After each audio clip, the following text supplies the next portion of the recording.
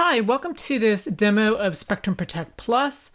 In this demo, I'm going to be covering how you can now back up the resource set as part of your Kubernetes backup and how you can restore to an alternate cluster. New in this release is protecting the resources metadata that encompasses everything from your pods, to your services, to your config maps, to your deployments, to your stateful sets and storage classes. This metadata is critical for describing the resources that are running inside of namespaces. In order to provide a holistic protection of containerized stateful applications, we need to be able to protect both the PVC volumes, which are holding the data, as well as this metadata. By protecting this infrastructure and all the cluster components, we can provide a recovery in the event of a disaster, and applications can be fully restored from scratch without having to go and do manual work to reconfigure these resources. So in order to have Spectrum Protect Plus protect these resources, you do need to enable the resource protection during the install of the Spectrum Protect Plus package on Kubernetes. And what you'll do is you'll specify a namespace for the Velero, and by default we call it spp-velero in the configuration file.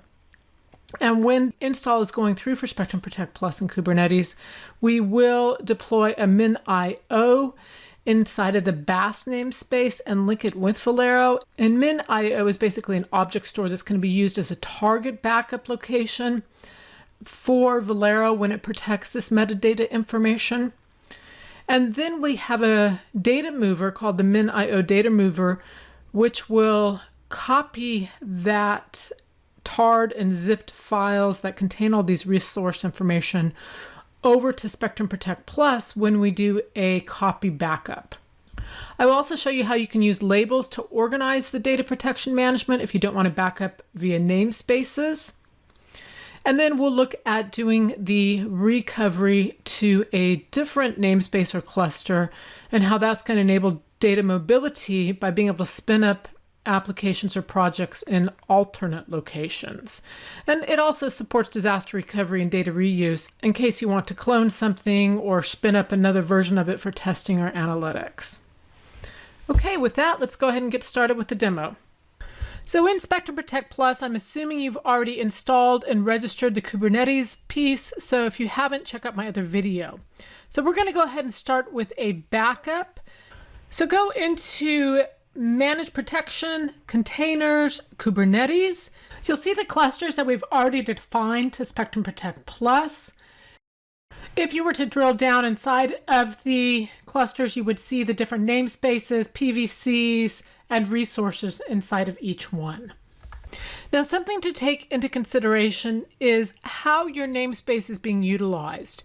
If you have a namespace that is dedicated to maybe one application, then you can protect that application by that specific namespace, and you'll simply include the resources and all the PVCs below that. However, if you have a really large namespace with lots of different applications, maybe a DB2, a MongoDB, and some other applications under the same namespace, and if you only wanted to protect, for instance, a DB2 resources, then we could use labels. In order to use labels, you've got to be sure that all of the needed resources and PVCs for that application are labeled. This includes the pod, the deployment, the service, the replicate set, the PVCs. So for instance, here, if we utilize the label of an S label, that will pick up all of the PVCs and resources associated with it. And so this NS label could represent a containerized stateful application or project. So let's go ahead and select an SLA policy. We'll choose the out-of-the-box default container SLA policy and then click Save. If you go back up and expand the label that we did the search on, you'll see all the PVCs and resources as well as the cluster that they are present in, and then you'll see they've all been assigned to that SLA policy. Now, one thing to know about backing up by labels is that it will pick up all of the resources within that label, irregardless of the namespace that they're in. And this will also include the cluster scope resources. So when you go to do a restore, it will restore the items back to their original namespace. Now we're going to go ahead and kick off an on-demand backup. We'll click on Actions, Start, and then we're going to first take a snapshot backup, which will be a backup inside of the Kubernetes environment. Now, when we take this snapshot, Velero will back up the metadata information by sending some files over to the minIO, which will then be tarred and zipped. And then the PVC snapshot will be taken that'll be stored inside of the Kubernetes environment. So go ahead and click OK to kick off the backup. And we'll switch over into the jobs and operations and look at the job log where we can see that the snapshot is taking place. If we actually add in the info and detail pieces for the job log, one thing that'll show up is going to be the backup ID. And this backup ID is going to correlate to what you'll see over in Kubernetes. If from the command line you were to issue the command Velero get backup -n and then spp-velero, which is the default namespace where Velero should be installed for Spectrum Protect Plus, that will show you the backup, including that backup ID. You can then take that backup ID and issue a Velero describe backup, the backup ID, and then the namespace, and that'll even give you more details, including the number of resources that were protected. Now that the local snapshot has completed, we're going to have Spectrum Protect Plus kick off a copy of the tarred and zipped minIO resource files and the PVC snapshot to the Spectrum Protect Plus vSnap. So from Manage Protection, Containers, Kubernetes, scroll down to the SLA policies. On the container policy, click on Actions, choose Start, and this time do Backup to vSnap. Click OK. We go back to the jobs and operations and go to the running jobs. You'll see the job running here in the Spectrum Protect Plus user interface. You'll see we are protecting the service, deployment, replica set. All of the elements that make a containerized application are basically being protected here. And of course, the PVC. Okay, the copy to Spectrum Protect Plus vSnap is completed. Now let's go ahead and restore this containerized deployment, which consisted of the backup of both the PVCs and the resources metadata. And we're going to restore it to a second namespace, which is kind of like emulating cloning it. So to get started, click Create Job, select Restore, choose Kubernetes underneath the container persistent volumes, set the view to labels, and then search for the NS label that we did the backup against. Down below, you will see the results, and if you expand that, you'll see both the resources and the PVCs. You'll want to add all of those to the restore list. Click Next. Since these backups exist in multiple places, we're now going to select where we want to restore from. So for origin, we're going to choose from copy, which means from the Spectrum Protect Plus server, whereas snapshot would have been from the copy inside of Kubernetes. Type of restore will be on demand because we're only going to do this once. We're not scheduling it. Restore location type will be site. Primary will be the type of location. Make sure that all of the restore points match, and then click Next. We're now going to specify where we want to restore to. First, you can choose the PVC name if you want to change that. We're going to enter a new name to restore the PVC to. Click Next. For the destination, we're going to restore to the original cluster and the original storage class. However, we are going to choose a different namespace. If you click Choose from Available Namespaces, it will show you all the namespaces Spectrum Protect Plus knows about. You cannot create a new namespace from inside of Spectrum Protect Plus. You could go out to Kubernetes and create a new one. However, you will then need to run an inventory inside of Spectrum Protect Plus so it picks that new namespace up. If a namespace is not empty, we can still restore to that namespace as long as there are no resources with conflicting names in that namespace. Click Next. We'll keep the default job options. Go ahead and click Next. And here you can review what we're restoring. Go ahead and click Submit and click OK.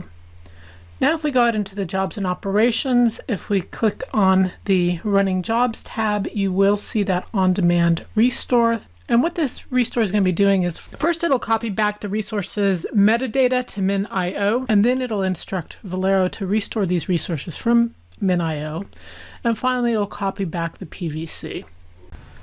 Okay, so this restore has completed, and if we go out to Kubernetes and issue a kube control get PVC -n and then the name of the new namespace, which we called CBA-test-new-ns stored, and you will see the newly restored namespace. Back in Spectrum Protect Plus, if you go into the Kubernetes portion and you click on Run Inventory, this will go out and inventory all of the Kubernetes clusters that Spectrum Protect Plus knows about and bring in the new namespaces. So for instance, if we check at the jobs, you will see that this server inventory has completed. And now if we expand the different clusters, you will see the new namespace there. We can expand that namespace and see the PVC and resources underneath it. So we know that our restore was completed successfully. Next, I'm going to show you how to restore to an alternate cluster. So from the dashboard, go to Manage Protection, Containers, Kubernetes. If you click on Manage Cluster, you'll see that in this case, we have 2 clusters defined to Spectrum Protect Plus. In order to kick off the restore, click Create Job, select Restore. Now you'll see the different clusters, and if you drill down, you'll see the different namespaces, and underneath here you'll see resources as well as the PVCs that we backed up for it. Select both of those to restore. From the first restore option, we're going to choose the origin is going to be from copy. The type of restore is going to be on demand. Location type is going to be site. Location is going to be primary. Choose which restore point you want to restore from. Click Next. For the new PVC name, we could leave this the same and it would create a PVC with the exact same name. But in our case, we're going to change it and we're going to call it CBA-test-PVC-new name. Go ahead and click Next. For the set the destination, we will choose to restore to an alternate cluster. So go ahead and select that cluster. One thing to note is if you want to restore to an alternate cluster, you have to restore from the Spectrum Protect Plus copy. You cannot restore from the snapshot that sits in Kubernetes. We'll choose the storage class, and then we'll choose the namespace to restore into. And this has to be an existing namespace. So we're going to choose CBA-test-new-ns. Go ahead and click Next, and we'll kick off the restore. If you go into the Jobs tab and click on Running Jobs, you can see that restore has kicked off. So you can monitor this job log and you'll see where both the resources and the PVCs are being restored from our Spectrum Protect Plus copy from the vSnap, which is our local copy, out to this new cluster. Okay, now that the restore has completed, we can go into the job history. Here you'll see the results of the restore job, and you'll see the status of completed. In addition to looking at the logs, you could go out to the Kubernetes command line, and if you issued a kube control get PVC -n space, the name of the namespace that we gave this restore, which was CBA-test-new-ns, you'll see that that PVC and the resources have been restored to the new cluster. So in summary, I've shown you how to use Spectrum Protect Plus to holistically protect containerized projects or applications running on Kubernetes. This included backing up the PVCs as well as the metadata that's used to describe the artifacts or resources like pods, services, config maps, and deployments. I then showed you how to recover these two entities, the PVC volumes as well as the metadata, to a new namespace as well as to a new cluster. Thank you very much.